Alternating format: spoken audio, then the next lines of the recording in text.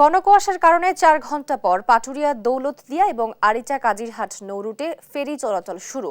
বিস্তারিত জানাতে সরাসরি যুক্ত হচ্ছেন সহকর্মী আব্দুল আলিম। আলিম, বর্তমান পরিস্থিতি কি সেখানে আমাদেরকে জানাবেন।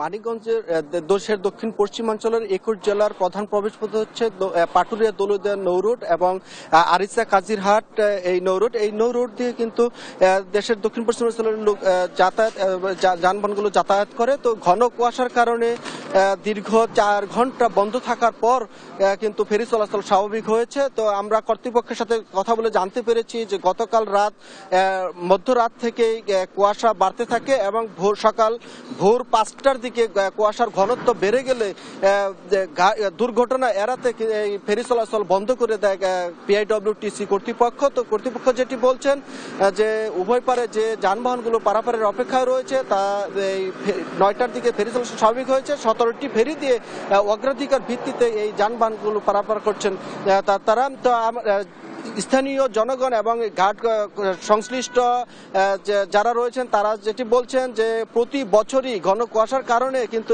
এই পাটুরিয়া দৌলতদিয়া এবং আরিচা কাজিরহাট নৌ রুটে ফেরি চলাচল বন্ধ হয় এবং এর আগে কিন্তু এই ফগ লাইট মানে এই ঘন কুয়াশার মধ্যে যে মার্কিং লাইট সেই লাইটের একটি প্রকল্প হাতে নিয়েছিল, সেটির আলোর মুখ দেখেনি।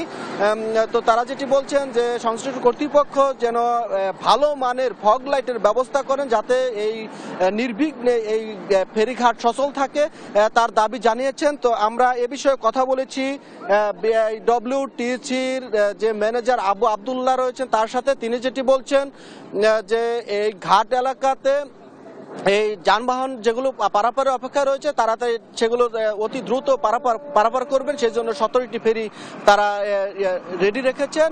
এবং তাদের কাছে আরেকটি জিনিস জানতে চেয়েছিলাম যে এই ঘন কুয়াশার কারণে যে ফেরি চলাচল বন্ধ হয় এতে যে জনগণ যে ভোগান্তিতে পড়ে তার নিরসনে কোনো কাজ করবেন। তারা যেটি বলছেন যে কর্তৃপক্ষকে অবহিত করেছেন তারা যদি কোনো প্রকল্প পায় তাহলে এই ফগ লাইট এবং অন্য কোনো মার্কিং ব্যবস্থা করা যায় কিনা সেদিকে তারা চেষ্টা করছেন বলে জানিয়েছেন। তো এই ছিল আমার কাছে পাটুরিয়া দৌলতদিয়া নৌ রুট থেকে যে কুয়াশার কারণে ফেরি চলাচল বন্ধ ছিল তার সর্বশেষ খবর।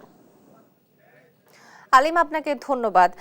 আপনারা যেমনটি শুনছিলেন ৪ ঘন্টা পর পাটুরিয়া দৌলতদিয়া এবং আরিচা কাজিরহাট নৌ রুটে ফেরি চলাচল কিন্তু শুরু হয়েছে এবং সেই বিষয়ে সর্বশেষ জানাচ্ছিলেন আমাদের সহকর্মী আব্দুল আলিম।